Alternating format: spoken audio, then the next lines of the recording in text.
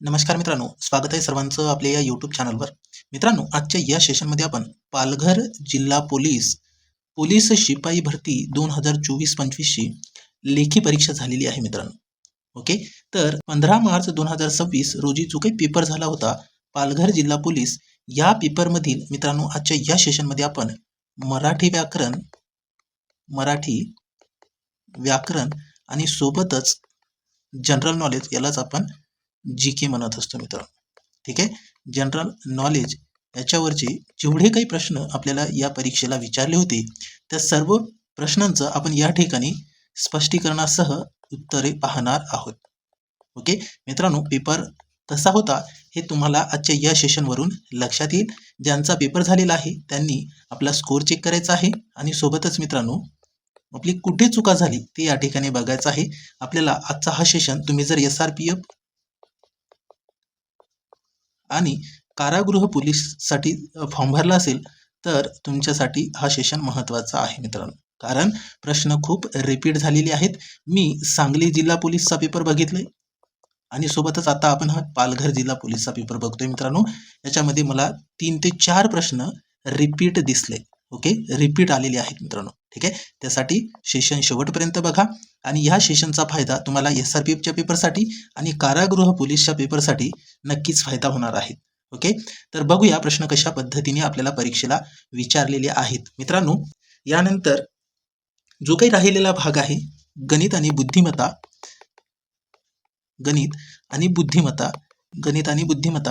हे 50 प्रश्नांचा आपण एक स्पेशल दुसरा व्हिडिओ तयार करणार आहोत.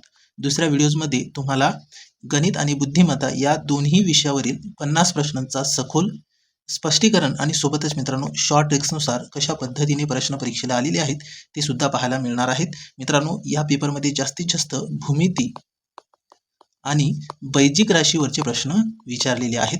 तर ते प्रश्न कशा पद्धतीने सोडवायचे ते आपण सेकंड व्हिडिओमध्ये बघूया. या व्हिडिओची लिंक मी व्हिडिओच्या डिस्क्रिप्शन बॉक्समध्ये देतोय, त्यामध्ये जाऊन तुम्ही हा व्हिडिओ बघू शकता मित्रांनो. ठीक आहे, तर चला बघूया आपल्याला प्रश्न कशा पद्धतीने परीक्षेला विचारलेले आहेत. बघा मित्रांनो, पहिलाच प्रश्न काय दिलेला आहे, खालीलपैकी कोणते महाप्राण वर्ण नाहीत असा म्हटलेला आहे. काय म्हटलेलं आहे, खालीलपैकी कोणते महाप्राण वर्ण नाहीत. तर आपल्या ह्या प्रश्नाचं उत्तर पर्याय C असणार आहे प.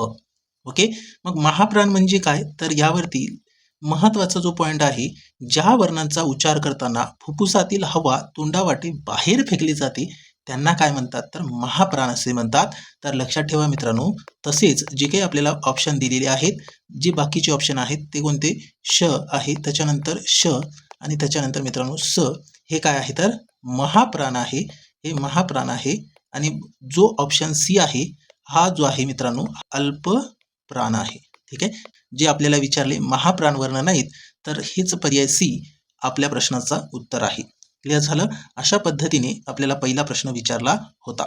त्याच्यानंतर दुसरा प्रश्न तुम्हाला दिसतोय, काय दिलेला आहे, जर जग डॅश सृष्टी असा उच्चार होत असेल तर खालीलपैकी कोणत्या प्रकारात येईल. तर मित्रांनो त्यासाठी आपल्याला 4 ऑप्शन दिले होते, त्यापैकी कोणता ऑप्शन करेक्ट असणार आहे, तर पर्याय C तालव्य हे या ठिकाणी करेक्ट आन्सर असणार आहे. ओके, जेव्हा जचा उच्चार, म्हणजे या ठिकाणी जचा उच्चार हा य न लावता, हा हे बघा या ठिकाणी काय दिलेलं आहे, जग, जेव्हा जचा उच्चार य न लावता स्पष्ट होतो तेव्हा तो तालव्य असतो, हे या ठिकाणी आपल्याला लक्षात ठेवायचं आहे. पर्याय C आपल्या प्रश्नाचं या ठिकाणी करेक्ट उत्तर असणार आहे. ओके, याच्यानंतर आपल्याला पुढचा प्रश्न बघायचा आहे, प्रश्न क्रमांक 3. बघा मित्रांनो काय विचारलेला होता, तर खालीलपैकी जोडाक्षराची फोड योग्य कोणती. पश्चिम या शब्दातील ची फोड करायची होती, म्हणजे कशाची फोड करायची होती, तर ची या शब्दाची आपल्याला फोड करायची होती. मग याची फोड कशी होते, तर लक्षात ठेवा, पहिले हा श आला, त्याच्यानंतर च आला आणि त्याच्यानंतर मित्रांनो ई आला. मग आपल्या प्रश्नाचं उत्तर काय असेल, तर पर्याय C असेल, श च ई, म्हणजेच मित्रांनो ची असा तयार होतो. ओके, लक्षात ठेवा, महत्वाचा प्रश्न आहे. या प्रश्नाचा तुम्हाला पुढे परीक्षेमध्ये फायदा होणार आहे. ठीक आहे, याच्यानंतर पुढचा प्रश्न बघूया, प्रश्न क्रमांक 4. बघा काय दिलेला आहे, चुकीचा संधी विग्रह ओळखा. संधी विग्रह ओळखायला विचारलं होतं, चुकीचा विचारलंय. मग आपल्या प्रश्नाचं उत्तर असेल मित्रांनो पर्याय डी, सत अधिक आचार सताचार हे चुकीचं आहे. जे चुकीचं आहे तेच आपल्या प्रश्नाचं उत्तर आहे. पर्याय डी या ठिकाणी करेक्ट आन्सर असणार आहे. ठीक आहे. याच्यानंतर आपल्याला पुढचा प्रश्न बघायचा आहे. प्रश्न क्रमांक 5. बघा काय दिलेला आहे. खालील वाक्यातील वर शब्दाचे कार्य ओळखा. मग या ठिकाणी आपल्याला वाक्य दिलेलं आहे.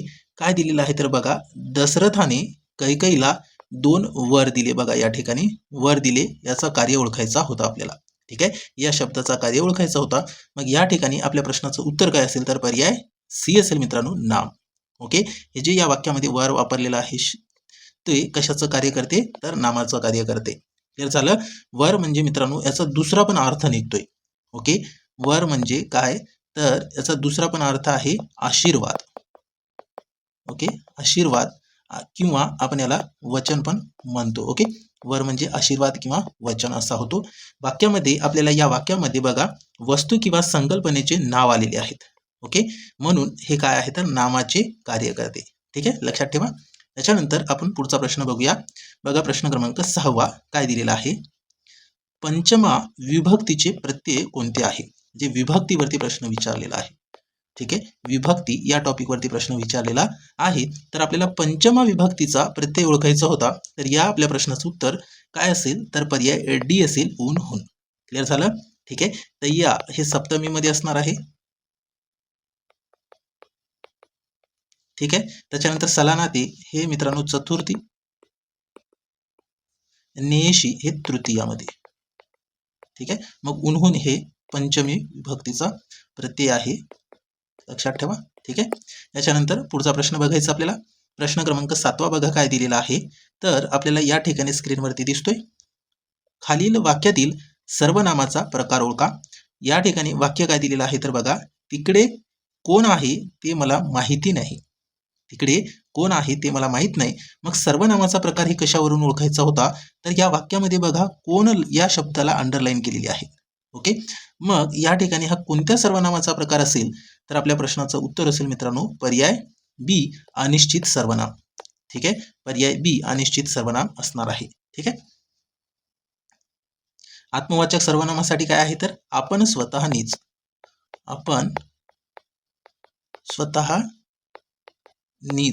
हे असे शब्द जर तुम्हाला वाक्यामध्ये दिसले तर हे आत्मवाचक सर्वनामामध्ये येईल, या प्रकारामध्ये येईल. ठीक आहे. प्रश्नार्थक सर्वनामामध्ये वाक्याच्या शेवटी प्रश्नार्थक चिन्ह. ओके. आणि अनिश्चित सर्वनामामध्ये कोण, ओके, हे आलंय. ठीक आहे, लक्षात ठेवा. याच्यानंतर पुढचा प्रश्न बघायचा आहे. प्रश्न 8 बघा काय दिलेला होता. खालील वाक्यातील विशेषणाचा प्रकार कोणता आहे. मित्रांनो आपल्याला या वाक्याचा प्रकार ओळखायचा आहे, विशेषणाचा प्रकार ओळखायचा आहे. मग वाक्य काय दिलेलं आहे तर बघा, जो मुलगा व्यायाम करतो तो सशक्त होतो. या ठिकाणी बघा जो या शब्दाला अंडरलाईन केलेली आहे. ठीक आहे. मग याचाच विशेषणाचा आपल्याला प्रकार ओळखायचा आहे. मग आपल्या या प्रश्नाचं उत्तर आहे मित्रांनो पर्याय सी, संबंधी विशेषण आहे. ठीक आहे. कोणता आहे तर संबंधी विशेषण आहे. हा जो शब्द दिलेला आहे अंडरलाईन करून ते कोणत्या प्रकारचा शब्द आहे मित्रांनो तर विशेषणाचा आहे, म्हणजे संबंधी विशेषणाचा आहे. ठीक आहे. अशा पद्धतीने आपल्या प्रश्नाचं उत्तर पर्याय सी असणार आहे. ओके. याच्यानंतर पुढचा प्रश्न क्रमांक 9 बघा काय विचारलं होतं. खालीलपैकी कोणते सकर्मक क्रियापदाचे वाक्य नाही. विचारलंय काय तर सकर्मक क्रियापदाचं वाक्य कोणता नाही तर आपल्या या प्रश्नाचं उत्तर असणार आहे पर्याय डी, मी रस्त्यात पडलो. हे या ठिकाणी आपल्या प्रश्नाचं करेक्ट उत्तर असेल. याच्यानंतर पुढचा प्रश्न क्रमांक 10 बघा, न्यूनत्वबोधक उभयान्वी अव्ययाचे वाक्य कोणते आहेत. मित्रांनो मराठी व्याकरणावरती सोपे प्रश्न होते. आपल्याला विचारले न्यूनत्वबोधक उभयान्वी अव्ययाचे वाक्य विचारले तर या प्रश्नाचं उत्तर असेल पर्याय बी, मरावे परी कीर्तिरूपी उरावे. ओके. या ठिकाणी पर्याय बी आपल्या प्रश्नाचं उत्तर आहे.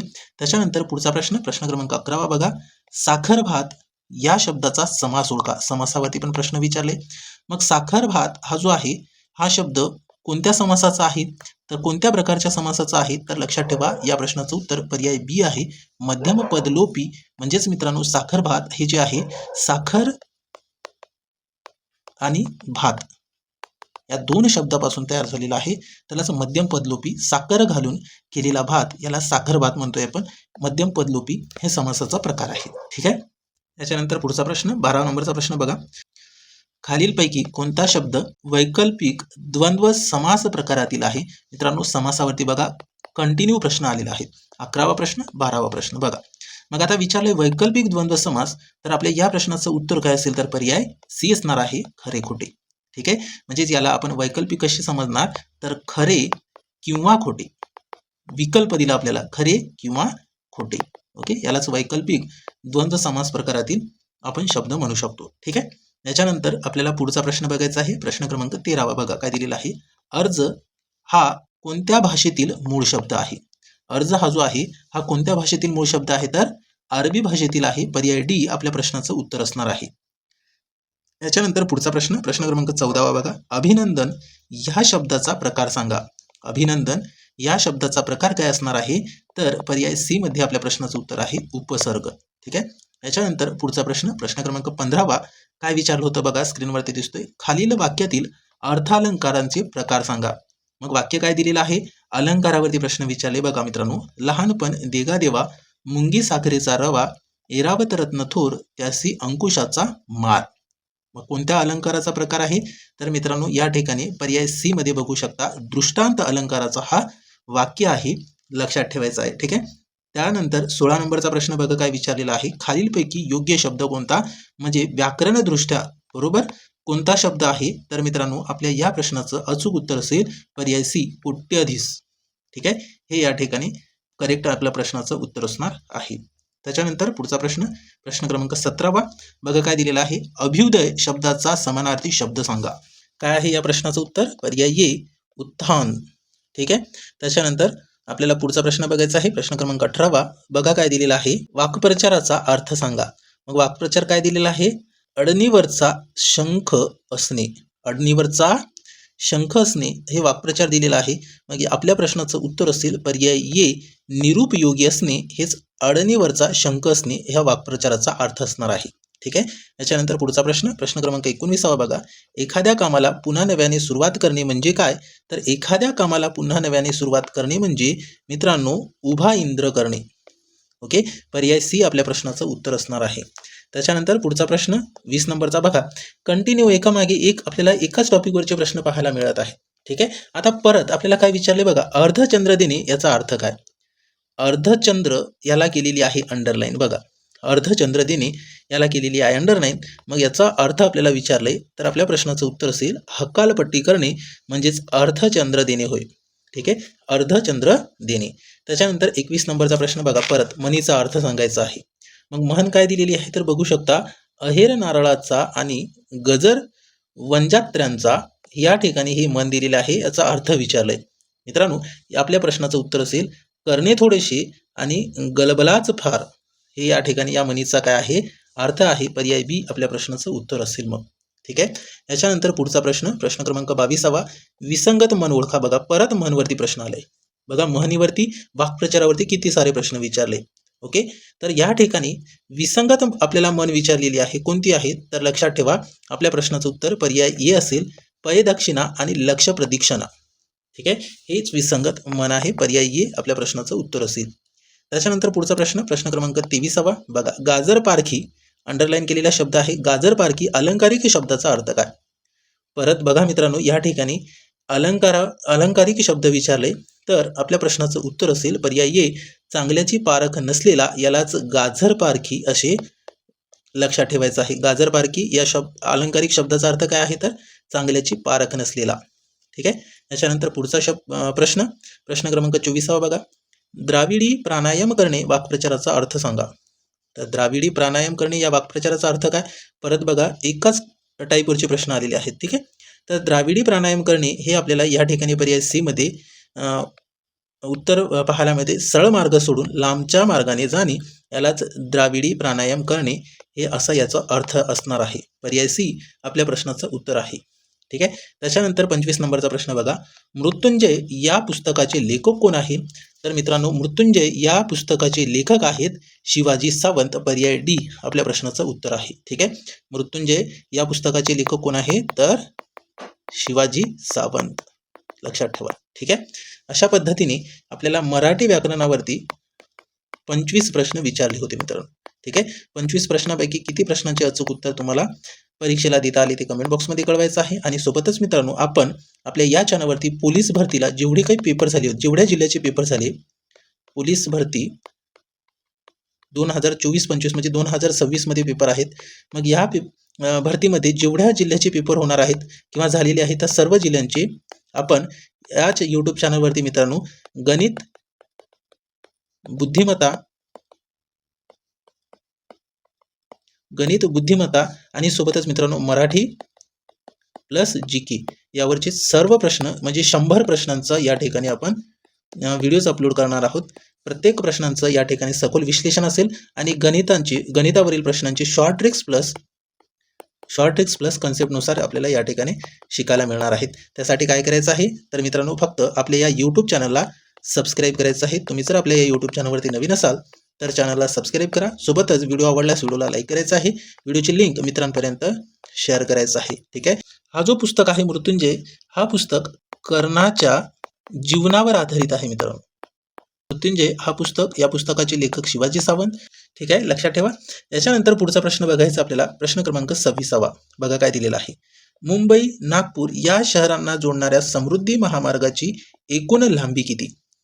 मित्रांनो, या प्रश्नाचा अचूक उत्तर काय असेल तर पर्याय सी 701 किलोमीटर एवढं अंतर मुंबई ते नागपूर या 2 शहरांना जोडणाऱ्या समृद्धी महामार्गाची एकूण लांबी आहे. लक्षात ठेवा.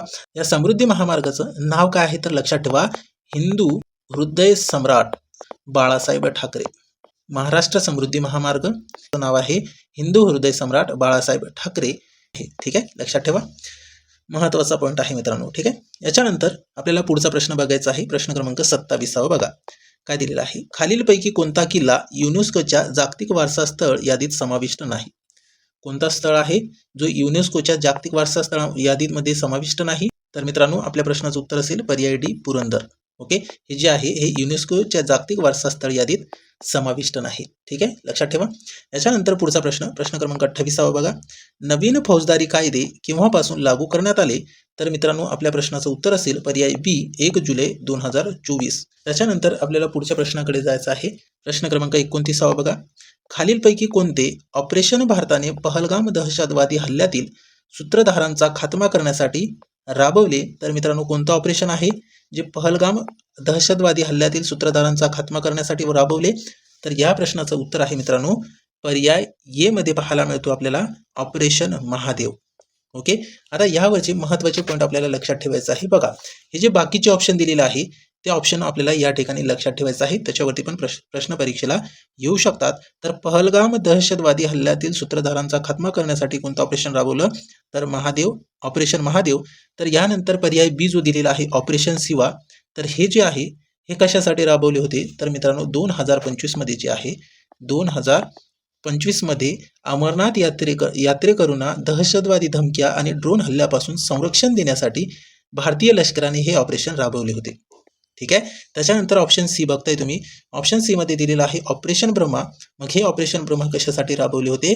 तर 28 मार्च, लक्षात ठेवा, 28 मार्च 2025 रोजी म्यानमारमध्ये झालेल्या विनाशकारी भूकंपानंतर भारताने नेबरहूड फर्स्ट, काय तर नेबरहूड फर्स्ट म्हणजे शेजारी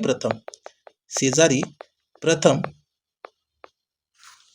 धोरणांतर्गत हे ऑपरेशन राबवले होते. ठीक आहे, कधी तर 28 मार्च 2025 रोजी. त्याच्यानंतर ऑप्शन डी बघा, ऑपरेशन ऑल आउट. मग हे ऑपरेशन कशासाठी राबवले होते? तर जम्मू काश्मीरमधील दहशतवाद्यांचा पूर्णपणे बिमोड करणे यासाठी हे ऑपरेशन राबवले होते. चारही ऑप्शन महत्त्वाचे आहे, लक्षात ठेवायचं आहे मित्रांनो. ठीक आहे. याच्यानंतर आपण पुढच्या प्रश्नाकडे जाऊया.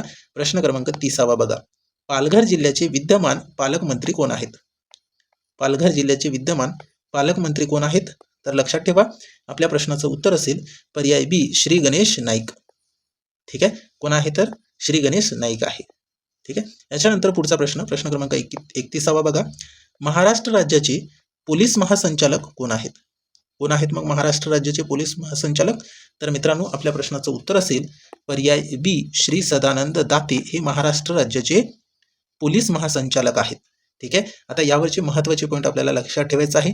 तर बघा, श्री सदानंद दाते यांनी, म्हणजे श्री सदानंदजी दाते आहे यांनी 3 जानेवारी 3 जानेवारी 2026 रोजी पोलीस महासंचालक पद स्वीकारला. कधी स्वीकारला पद हा? तर 3 जानेवारी 2026 रोजी. यापूर्वीचे महासंचालक कोण होते? तर लक्षात ठेवा मित्रांनो, पूर्वीचे महासंचालक कोण होते? तर यापूर्वीचे महासंचालक होते श्रीमती रश्मी शुक्ला. ठीक आहे, महत्वाचे पॉईंट आहे, लक्षात ठेवा. याच्यानंतर पुढचा प्रश्न बघायचा आपल्याला 32 नंबरचा प्रश्न. बघा काय विचारला होता. भारताचे वर्तमान चीफ ऑफ डिफेन्स स्टाफ म्हणजे CDS कोण आहेत? भारताचे जे वर्तमान आहे chief of defence staff CDS कोण आहेत? तर मित्रांनो लक्षात ठेवा, आपल्या प्रश्नाचं उत्तर या ठिकाणी असणार आहे पर्याय डी, जनरल अनिल चौहान. ठीक आहे. जर परीक्षेला आपल्याला विचारलं की पहिले CDS कोण होते, पहिले CDS जर विचारलं तर लक्षात ठेवा मित्रांनो, जनरल बिपिन रावत. कोण होते? जनरल बिपिन रावत हे होते पहिले CDS, chief of defence staff. ठीक आहे. याच्यानंतर पुढचा प्रश्न क्रमांक 32 बघायचा आपल्याला. बघा काय दिलेला आहे. खालीलपैकी कोणत्या मोठ्या नक्षलवादी नेत्याने महाराष्ट्राचे मुख्यमंत्री श्री देवेंद्र फडणवीस यांच्या समोर 15 ऑगस्ट 2025 रोजी गडचिरोली येथे आत्मसमर्पण केले? काय असेल मग या प्रश्नाचं अचूक उत्तर? तर मित्रांनो आपल्या प्रश्नाचं उत्तर असेल पर्याय बी, मल्लूजोला वेणुगोपाल उर्फ भूपती यांनी आत्मसमर्पण केले होते 15 ऑक्टोबर 2025 रोजी. ठीक आहे. याच्यानंतर पुढचा प्रश्न बघायचा आहे, प्रश्न क्रमांक 34. बघा काय दिलेला आहे. T20 क्रिकेट विश्वचषक 2026 या स्पर्धेत एकूण किती संघांनी सहभाग घेतला होता? तर मित्रांनो लक्षात ठेवा, आपल्या प्रश्नाचं उत्तर असेल पर्याय सी, 20 संघांनी सहभाग घेतला होता. मग आता या T20 क्रिकेट विश्वचषक 2026 या स्पर्धेविषयी थोडक्यात आपण माहिती या ठिकाणी बघूया. मग लक्षात काय ठेवायचं आहे, तर बघा आपल्याला जर विचारलं की T20 क्रिकेट विश्वचषक 2026 चे यजमान देश जर विचारले, यजमान देश म्हणजे आयोजक कोणत्या 2 देशांनी केले, तर मित्रांनो यामध्ये आहे भारत आणि त्याच्यासोबत आहे श्रीलंका. ठीक आहे. यजमान देश कोणकोणते आहेत? तर भारत आणि श्रीलंका आहेत. त्याच्यानंतर जर विचारलं मित्रांनो, तर विजेता संघ T20 विश्वचषक 2026चा विजेता संघ कोणता? तर विजेता संघ सर्वांना माहिती आहे आपला भारत आहे. ठीक आहे. मग कर्णधार जर विचारलं तर कर्णधार लक्षात ठेवा सूर्यकुमार यादव हे होते. ठीक आहे. आणि उपविजेता जर विचारलं तर T20 विश्वचषक 2026 ची उपविजेता संघ जर विचारलं तर लक्षात ठेवा मित्रांनो न्यूझीलंड. उपविजेता संघ कोणता आहे? न्यूझीलंड. याचा कर्णधार होते मिचेल सँटनर हे होते. ठीक आहे. याच्यानंतर जर आणखी आपल्याला प्रश्न विचारला की अंतिम सामना कुठे झाला, तर लक्षात ठेवा अंतिम सामना झाला मित्रांनो नरेंद्र मोदी स्टेडियम अहमदाबाद हे कुठे आहे? तर गुजरातमध्ये आहे. ठीक आहे. कुठे आहे? गुजरातमध्ये आहे. आणि आणखी एक जर महत्त्वाचा प्रश्न विचारला की T20 क्रिकेट विश्वचषक 2026 या स्पर्धेचे ब्रँड अँबॅसिडर कोण होते, तर लक्षात ठेवा रोहित शर्मा होते मित्रांनो. कोण होते? रोहित शर्मा हे होते, लक्षात ठेवा. आणि जर आपल्याला आणखी प्रश्न फिरून विचारलं की यापूर्वीची T20 विश्वचषक कधी झाली होती, यापूर्वीची T20 विश्वचषक स्पर्धा कधी झाली होती, तर 2024 यावर्षी झाली होती. मग त्यामध्ये सुद्धा विजेता संघ कोणता आहे, तर आपला भारतच आहे. मग कोणत्या संघाला हरवून हा विश्वचषक स्पर्धा जिंकली, तर मित्रांनो लक्षात ठेवा दक्षिण आफ्रिका या संघाला हरवून. दक्षिण आफ्रिका. ठीक आहे. महत्वाची आहे पॉईंट, लक्षात ठेवा. ठीक आहे मित्रांनो, या सेम टॉपिकवरती सांगली जिल्हा पोलीस 2026 म्हणजे आता यावर्षी जो काही पेपर झालेला आहे त्या पेपरमध्ये T20 क्रिकेट विश्वचषक यावरतीच प्रश्न विचारलेला आहे. मग प्रश्न थोडासा बदललेला आहे, त्याच्यामध्ये असा केलेला आहे की T20 क्रिकेट विश्वचषक 2026 मध्ये अंतिम सामना कोणत्या 2 देशासोबत झाला. तर मी आताच तुम्हाला डिटेलमध्ये दिलेली आहे माहिती, त्या माहितीचा फायदा तुम्हाला यानंतरच्या परीक्षेसाठी नक्कीच होणार आहे. तुम्ही बघू शकता सांगली जिल्हा पोलीस पेपरमध्ये आपल्याला T20 क्रिकेट विश्वचषक 2026 वरती प्रश्न विचारलेला आहे की नाही ते. ठीक आहे. म्हणून आपला सेशन हा शेवटपर्यंत बघायचा आहे, कारण आपण डिटेलमध्ये या ठिकाणी शिकत आहोत मित्रांनो. ठीक आहे. आता बघूया पुढचा प्रश्न क्रमांक 35 बघा काय दिलेला आहे. भारताच्या सर्वोच्च न्यायालयाचे वर्तमान न्यायाधीश कोण आहेत? कोण आहेत भारताच्या सर्वोच्च न्यायालयाचे वर्तमान न्यायाधीश? तर मित्रांनो आपल्या प्रश्नाचं उत्तर असेल पर्याय ए जस्टिस सूर्यकांत. ठीक आहे. आता यावरचे महत्त्वाचे पॉईंट आपल्याला लक्षात ठेवायचं आहे. तर काय आहे मित्रांनो बघा, नोव्हेंबर 2025 मध्ये यांनी भारताचे 53वे सरन्यायाधीश म्हणून पदभार स्वीकारला. कितवे? 53वे सरन्यायाधीश म्हणून पदभार स्वीकारला. महत्त्वाचा पॉईंट आहे, लक्षात ठेवा. याच्यानंतर पुढचा प्रश्न बघायचा आपल्याला. बघा समोरचा प्रश्न काय दिलेला आहे. खालीलपैकी कोणती नदी पालघर जिल्ह्यातून वाहत नाही? मित्रांनो या प्रश्नाचं अचूक उत्तर असेल पर्याय सी सावित्री. ही जी नदी आहे ही नदी पालघर जिल्ह्यातून वाहत नाही. ठीक आहे. मग यावरचे महत्त्वाचे पॉईंट आपल्याला या ठिकाणी बघायचं आहे. जे ऑप्शन दिलेलं आहे इतर ऑप्शन, याच्यामध्ये पर्याय ए सूर्या, त्याच्यानंतर वैतरणा, त्याच्यानंतर तानसा, ह्या नदी जी आहे मित्रांनो ह्या पालघर जिल्ह्यातील प्रमुख नद्या आहेत. ह्या तिन्ही नद्या पालघर जिल्ह्यातील प्रमुख नद्या आहेत. फक्त सावित्री नदी ही जी आहे ही पालघर जिल्ह्यातून वाहत नाहीत. मग सावित्री नदी ही जी आहे ही रायगड रत्नागिरी जिल्ह्यातून वाहते. रायगड आणि रत्नागिरी या जिल्ह्यातून वाहते. ओके. त्याच्यानंतर पुढचा प्रश्न बघायचा आपल्याला 37 नंबरचा. बघा काय विचारला होता. रोल ऑन रोल ऑफ म्हणजेच रो रो हा कोणत्या वाहतूक प्रकाराशी संबंधित आहे? मित्रांनो या प्रश्नाचा अचूक उत्तर असेल पर्याय ए जल वाहतूक. ठीक आहे. Roll on roll off ro ro हा कोणत्या वाहतूक प्रकाराशी संबंधित आहे? तर जल वाहतूक या प्रकाराशी संबंधित आहे, लक्षात ठेवा. आता याच्यानंतर पुढचा प्रश्न बघायचा आहे, प्रश्न क्रमांक 38वा. बघा काय दिलेला आहे. भारताचा पहिला बालविवाह मुक्त जिल्हा कोणता? भारताचा पहिला बालविवाह मुक्त जिल्हा कोणता आहे? तर आपल्या प्रश्नाचं उत्तर आहे पर्याय सी बालोद, छत्तीसगड. ठीक आहे. याच्यानंतर पुढचा प्रश्न क्रमांक 39वा बघायचा आपल्याला. भारतीय अंतराळ संशोधन संस्थेचे म्हणजे इस्रोचे वर्तमान अध्यक्ष कोण आहेत? तर मग अध्यक्ष आपल्या प्रश्नाचं उत्तर असेल पर्याय सी श्री व्ही नारायण हे इस्रोचे अध्यक्ष आहेत. ठीक आहे. आता यावरचे महत्त्वाचे पॉईंट आपल्याला या ठिकाणी बघायचं आहे. बघा मित्रांनो काय दिलेलं आहे. तर लक्षात ठेवायचं आपल्याला इस्रो बद्दल थोडक्यात माहिती बघायचं आहे. इस्रोचं फुल फॉर्म जर विचारलं तर लक्षात ठेवा Indian Space Research Organisation. Indian Space Research Organisation हे इस्रोचं काय आहे?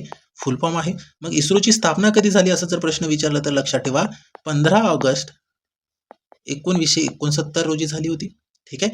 मग आता हे जे श्री व्ही नारायण आहे इस्रोचे अध्यक्ष, हे कितवे अध्यक्ष आहेत? तर लक्षात ठेवा मित्रांनो हे 11वे अध्यक्ष आहेत.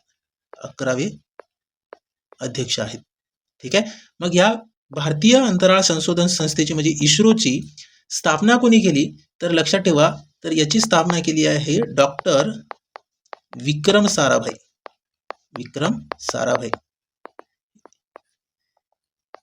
यांना भारतीय अंतराळ कार्याचे जनक असे मानले जातात. जर तुम्हाला विचारलं प्रश्न की इस्रोचे मुख्यालय कुठे आहे? तर इस्रोचे मुख्यालय आहे मित्रांनो लक्षात ठेवा इस्रोचे मुख्यालय आहे अंतराळ भवन बेंगळूर. कुठे? तर कर्नाटक राज्यात आहे. ठीक आहे. हे एवढे महत्त्वाचे पॉईंट आहे, लक्षात ठेवा आणि तुम्ही वहीमध्ये लिहून पण ठेवू शकता मित्रांनो. ठीक आहे. याच्यानंतर पुढचा प्रश्न बघायचा आपल्याला. परीक्षेला काय विचारलं होतं तर तुम्हाला स्क्रीनवरती दिसतोय बघा. 40 नंबरचा प्रश्न आहे. S-400 ही क्षेपणास्त्र प्रणाली कोणत्या प्रकारातील आहे? S-400 ही जी क्षेपणास्त्र प्रणाली आहे ही आहे मित्रांनो जमिनीवरून हवेत मारा करणारी. ठीक आहे. पर्याय डी आपल्या प्रश्नाचं या ठिकाणी करेक्ट उत्तर असणार आहेत. आता यावरचे महत्त्वाचा जो पॉईंट आहे ते आपल्याला लक्षात ठेवायचा आहे. S-400 हे जे क्षेपणास्त्र आहे हे भारताने रशियाकडून घेतलेले आहे मित्र. कोणाकडून? रशियाकडून घेतलेले आहे. त्याच्यानंतर पुढचा प्रश्न 41 नंबरचा बघायचा आपल्याला. भारतातील पहिली उथळ किनारी पाण्यात संचार करणारी युद्ध नौका कोणती? मित्रांनो या प्रश्नाचा अचूक उत्तर असेल पर्याय ए INS अर्नाळा. ठीक आहे. त्याच्यानंतर पुढचा प्रश्न क्रमांक 42वा बघायचा आपल्याला. बघा काय विचारलं होतं. भाभा अणुसंशोधन केंद्र म्हणजे BARC चे मुख्यालय कुठे आहेत? तर मित्रांनो या ठिकाणी आपल्या प्रश्नाचं उत्तर असेल पर्याय सी मुंबई. या ठिकाणी BRCचं मुख्यालय आहे म्हणजे भाभा अणुसंशोधन केंद्र याचं मुख्यालय आहे मुंबई येथे. ठीक आहे. मग आता BRC बद्दल आपल्याला थोडक्यात माहिती बघायची आहे. मग BRCची स्थापना कधी झाली होती? तर लक्षात ठेवा 1954 मध्ये झाली. ठीक आहे. मग BRCची स्थापना कोणी केली? तर BRCची स्थापना कोणी केली? लक्षात ठेवा डॉक्टर होमी होमी भाभा यांनी केलेली आहे. आणि मित्रांनो, हे जे भाभा अणुसंशोधन केंद्र आहे हे भारतातील पहिले अणुसंशोधन केंद्र आहेत. भारतातील पहिले अणुसंशोधन केंद्र आहे, लक्षात ठेवा. अणुसंशोधन केंद्र आहेत. ठीक आहे. आणि याच ठिकाणी मित्रांनो लक्षात ठेवा, आणखी एक महत्त्वाचा पॉइंट आहे. याच ठिकाणी भारताची पहिली अणुभट्टी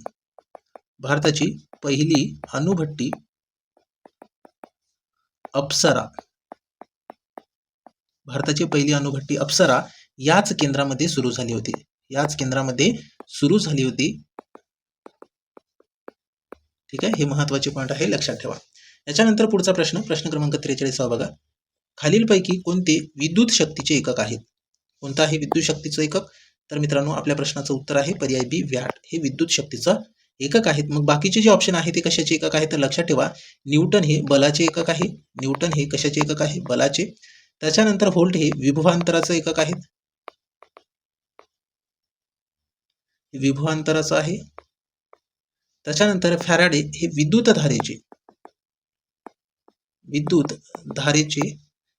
धारेच्या धारकतेशी संबंधित आहे. हे चारही ऑप्शन महत्त्वाचे आहे, लक्षात ठेवा. याच्यानंतर पुढचा प्रश्न बघा काय विचारलं होतं. तर पालघर जिल्ह्यातील श्री भिकल्या लाडक्या धेंडा यांना नुकताच पद्मश्री पुरस्कार जाहीर झाला आहे. सदर व्यक्ती ही कोणत्या संगीत वाद्याशी संबंधित आहे असा प्रश्न केला होता. मित्रांनो या प्रश्नाचा अचूक उत्तर असेल पर्याय सी, तारपा. ठीक आहे. त्याच्यानंतर पुढचा प्रश्न, पालघर जिल्ह्यातील कोणत्या समुद्र किनाऱ्याला प्रतिष्ठित आंतरराष्ट्रीय ब्लू फ्लॅग प्रमाणपत्र मिळाले आहेत? मित्रांनो या प्रश्नाचा अचूक उत्तर असेल पर्याय डी, पारनाका समुद्र किनारा. ठीक आहे. याच्यानंतर पुढचा प्रश्न क्रमांक 46 बघायचा आहे. भारताची प्रमाण वेळ ही कोणत्या शहरावरून जाणाऱ्या 82°30 रेखावृत्त यावरून ठरवली जाते? तर ह्या प्रश्नाचं अचूक उत्तर काय असेल? तर पर्याय ए, मिर्झापूर, अलाहाबाद, उत्तर प्रदेश. ठीक आहे. याच्यानंतर पुढचा प्रश्न बघायचा आहे 47 नंबरचा. बघा काय दिलेला आहे. ब्रिक्स BRIC संघटनेत खालीलपैकी कोणता देश समाविष्ट नाही असा प्रश्न केलेला आहे. मग कोणता देश समाविष्ट नाही? तर लक्षात ठेवा मित्रांनो आपल्या प्रश्नाचं उत्तर असेल पर्याय सी, अमेरिका हे ब्रिक्स संघटनेत समाविष्ट नाहीत. ठीक आहे. मग आता ब्रिक्सचा फुल फॉर्म लक्षात ठेवा. म्हणजे ब्रिक्स हे जे आहे हे संघटना आहे. याच्यामध्ये किती देश आहेत? तर 5. आता नवीन पण याच्यामध्ये ऍड झालेले आहेत. सुरुवातीला लक्षात ठेवा की ब्रिक्स याचा मुख्यालय कुठे आहे? ब्रिक्स या संघटनेचा मुख्यालय आहे शांघाय या ठिकाणी. मग हे कुठे आहे? तर चीन या देशामध्ये आहे. शांघाय हे शहर कुठे आहे? तर चीन या देशामध्ये आहे. मग ब्रिक्स या संघटनेमध्ये कोणकोणते देश आहेत? तर लक्षात ठेवा. बी म्हणजे मित्रांनो ब्राझील. त्याच्यानंतर आर म्हणजे रशिया. त्याच्यानंतर आय म्हणजे इंडिया. सी म्हणजे चायना, चीन. आणि एस म्हणजे मित्रांनो दक्षिण आफ्रिका. हे एवढे देश आहे याच्यामध्ये. ठीक आहे. महत्वाचा प्रश्न आहे, लक्षात ठेवा. याच्यानंतर आपल्याला पुढचा प्रश्न बघायचा आहे. प्रश्न 48 बघा. 2014 मध्ये नियोजन आयोगाचे नाव बदलून काय ठेवण्यात आले? मित्रांनो 2014 मध्ये नियोजन आयोगाचं नाव बदलून काय ठेवण्यात आलेलं आहे? तर या प्रश्नाचं उत्तर आहे पर्याय बी, नीती आयोग. ठीक आहे. 2014 मध्ये नियोजन आयोगाचं नाव बदललंय आणि काय ठेवलं तर नीती आयोग हे ठेवलेलं आहे. यावरची महत्त्वाचा पॉईंट आपल्याला सांगली जिल्हा पोलीस या पेपरमध्ये पाहायला मिळणार आहे. हा पण प्रश्न रिपीट झालेला आहे मित्रांनो. ठीक आहे. हा पण प्रश्न रिपीट झालेला आहे, तुम्ही बघू शकता. त्यावरचे सोल्युशन आपण उद्याला या ठिकाणी अपलोड करणार आहोत आपल्या या यूट्यूब चॅनलवरती. याच्यानंतर पुढचा प्रश्न क्रमांक 49 बघायचा आपल्याला. कोणत्या घटना दुरुस्तीने स्त्रियांसाठी नगरपालिका महानगरपालिकांमध्ये 1/3 राखीव जागा ठेवल्या आहेत? तर मित्रांनो आपल्या प्रश्नाचं उत्तर असेल पर्याय सी, 74वी घटना दुरुस्तीद्वारे. ठीक आहे. याच्यानंतर शेवटचा प्रश्न जीके वरचा काय दिलेला आहे बघा. भारताची प्रमाण वेळ ही ग्रीनिच येथील वेळेपेक्षा किती पुढे आहे, म्हणजे किती पुढे आहेत? तर मित्रांनो आपल्या प्रश्नाचं उत्तर या ठिकाणी असेल पर्याय बी मध्ये 5 तास 30 मिनिटे. ठीक आहे. अशा पद्धतीने 50 प्रश्न परीक्षेला होते, मराठी व्याकरण आणि सोबतच जीके GS वाचे. तर 50 पैकी किती प्रश्नांचे उत्तर तुम्हाला देता आले तर ते कमेंट बॉक्समध्ये कळवायचं आहे. मित्रांनो आपण आजच्या या सेशनमध्ये मराठी व्याकरण वरील 25 प्रश्न आणि सोबतच जीके वरील 25 प्रश्न बघितलेले आहेत. यानंतरच्या सेशनमध्ये आपण गणित आणि बुद्धिमत्ता यावरील 50 प्रश्नांचं सखोल विश्लेषण सोबतच शॉर्ट ट्रिक्सनुसार या ठिकाणी आपल्याला शिकायला मिळणार आहेत. तर हा जो व्हिडिओ आहे मित्रांनो, सेकंड नंबरचा व्हिडिओ, ते याच व्हिडिओच्या डिस्क्रिप्शन बॉक्समध्ये गेल्यावरती तुम्हाला लिंक दिसेल, त्यावरती क्लिक जर केले तर तुम्ही डायरेक्ट हा व्हिडिओ बघू शकता. मित्रांनो, तुम्ही जर आपल्या या चॅनलला अजूनही सबस्क्राईब केलं नसेल किंवा दररोज जर तुम्हाला अशाच पद्धतीने शिकायचे असतील तर आपल्या या यूट्यूब चॅनलला सबस्क्राईब करा आणि सोबतच व्हिडिओची लिंक मित्रांपर्यंत शेअर करायचं आहे. आणि मित्रांनो, व्हिडिओ आवडल्यास व्हिडिओला लाईक करायचं आहे. आपल्या टेलिग्राम ग्रुपला सुद्धा जॉईन करायचं आहे, त्याची लिंक मी व्हिडिओच्या डिस्क्रिप्शन बॉक्समध्ये दिलेली आहे. मित्रांनो, तुम्हाला जर या पेपरचं सोल्युशन हवे असेल तर आपल्या या टेलिग्राम ग्रुपला जॉईन करा. त्याच्यामध्ये मी या पेपरची PDF मी त्या ठिकाणी देऊन टाकतो. ठीक आहे, PDF डाउनलोड करायची असेल तर आपला टेलिग्राम ग्रुप जॉईन करा, त्याची लिंक व्हिडिओच्या डिस्क्रिप्शन बॉक्समध्ये आहे. ठीक आहे मित्रांनो, भेटूया समोरच्या सेशनमध्ये. Thank you so much.